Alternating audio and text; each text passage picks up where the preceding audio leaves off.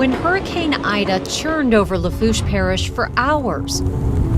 It pushed rain into the Galliano family home. So water came in from under the eaves, kind of in that crack, so that's why all the front of the house had moisture. Soaking carpets and walls, but most of the pictures stayed dry. That's my mom and dad. Including this family treasure, Joyce and Ernie's wedding album. My dad was, in one word, a prankster. He had a boat most of his life and would take his friends fishing. He always made the sandwiches, and he would leave the cheese wrapper on.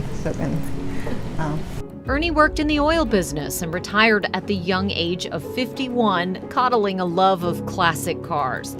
After Joyce passed away, the 74-year-old lived here alone until he fell on Memorial Day.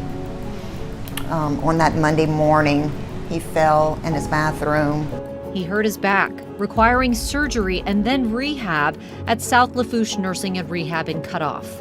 When they checked him in, the family signed this evacuation paperwork. I already had the address of where they were supposed to go because the hurricane season was coming as we're filling out this paperwork. It listed 59355 River West Drive in Plaquemine as the Lafourche Nursing and Rehab evacuation site. We were told that it would be similar to the nursing home, that you could have a bed and a bathroom, and they evacuated with like 7 days of medicine and clothing. That's not what Galliano got. In the days before the storm, the nursing home called and told the family they were taking him to a sister facility in Independence. He called us last from his cell phone while he was evacuating, and they were almost to Highway 90. And that's the last time we spoke to him before the hurricane. I was shocked. The facility housed more than 800 senior citizens. They packed us in there like sardines. Can you imagine? Hungry, they were thirsty. It smelled horrible. It's heartbreaking. Who does that to old people? Tangipahoa Parish officials say they were never notified by the 7 nursing homes or their owner, Bob Dean, that this would be an evacuation site for hundreds of residents. For Galliano's family, it was a last-minute change, but not for the Louisiana Department of Health. When I tell you that the state knew that he planned to use this as an evacuation site year after year, how do you feel about that? Disappointed in the system. I feel angry, somewhat helpless. He was definitely afraid of water. They let my mother drown like a rat. I'm sorry. Our family's sorry. He didn't deserve to die this way. 16 years before Ida, 35 people drowned at St. Rita's nursing home in St. Bernard during Katrina, and more than 20 more died at La Fawn Nursing Home in New Orleans East when both homes failed to evacuate. Lawmakers wanted to prevent that from happening again, so they passed a law requiring the nursing homes to submit detailed evacuation plans to LDH and their home parishes. They don't help residents unless they're enforced. And that's why it comes down to the state to do vigorous enforcement. It's the state's responsibility, and the state also gets paid to do this to ensure that residents in nursing homes are safe. We scoured the last 3 years of evacuation plans and surveys that the 7 homes owned by Bob Dean filed with the Louisiana Department of Health and their home parishes. The warehouse is mentioned in all of them. In 2019, Maison de Ville and Harvey described it as an, quote, old manufacturing warehouse. Others describe it as a warehouse converted to an evacuation center. But Jefferson Parish Chief Administrative Assistant Sarah Babcock says that alone is not a red flag. Even if they're going to another nursing home, these people are there's not a bed waiting for them, right? So they're still sleeping on air mattresses or cots in hallways or cafeteria spaces or recreation spaces.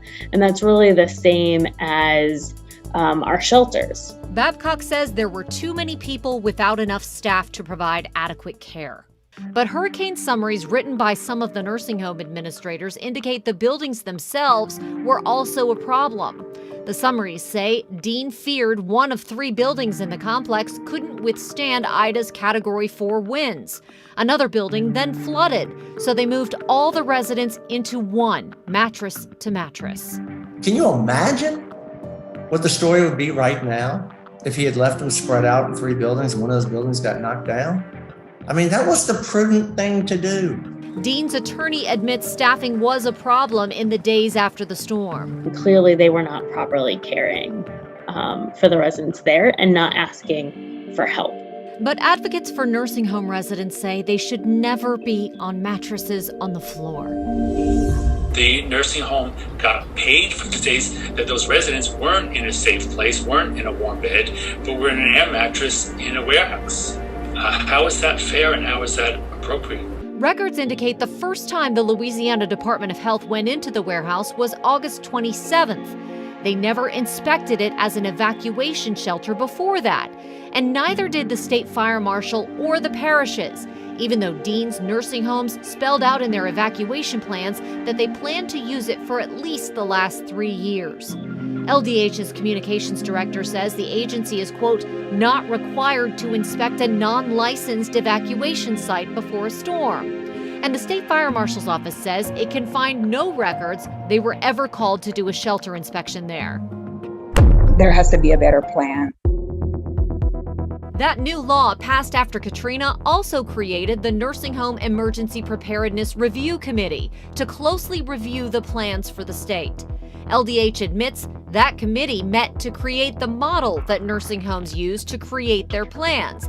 But, quote, it's been dormant for several years, and LDH Secretary Dr. Courtney N. Phillips has directed that it be reconstituted. Local leaders are quick to point out that their role is to review the plans, not approve them. That, they say, is up to the state. We read the plans, which means you sit down and you read it.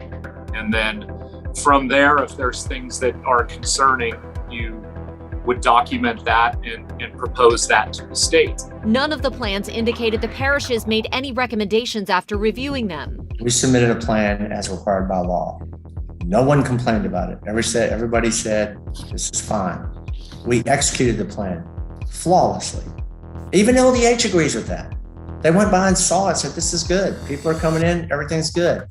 The only thing that changed is that the storm turned and went straight for the evacuation facility. A hurricane evacuation facility that failed to withstand the hurricane. Failure, a domino effect of failures. And who pays the price? It's the residents. It's frustrating. It's scary. It's sad. I'm relieved right now, but it's still recent, so I first spoke with Bennett Galliano hours after she finally found out the state had rescued her dad, taking him to a shelter in Alexandria. Hours later, he went to a nursing home 4 hours away, but he was safe. It's sad. My father didn't have his hearing aids. He didn't have false teeth. He didn't have his glasses. His phone, I'm assuming, didn't stay with him somewhere on his route. He was confused and disoriented. The next words out of his mouth was that I don't want to go back to those places. She made him this book to help his memory. I left this in his room. It explains to him where he is. Just like the wedding album helps to tell his life story. It concerns me that he didn't get the proper medical attention while they were evacuated. Was his food shredded?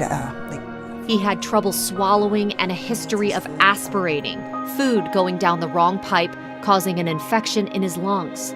But she left that visit hopeful he would soon be strong enough to come home. I mean, we went from, we need to save these items and wash the curtains and make sure mold is not growing anywhere because he's coming home, to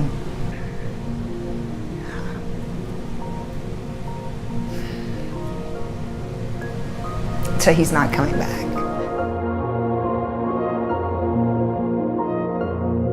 Aspiration pneumonia ended Ernie Galliano's life less than 2 weeks after he left the warehouse. My hope is that the guilty parties are held accountable.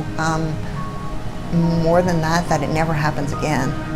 No one should be treated that way. 5 of the deaths tied to the warehouse are considered storm and evacuation related by health officials. Many of the others are people like Ernie Galliano.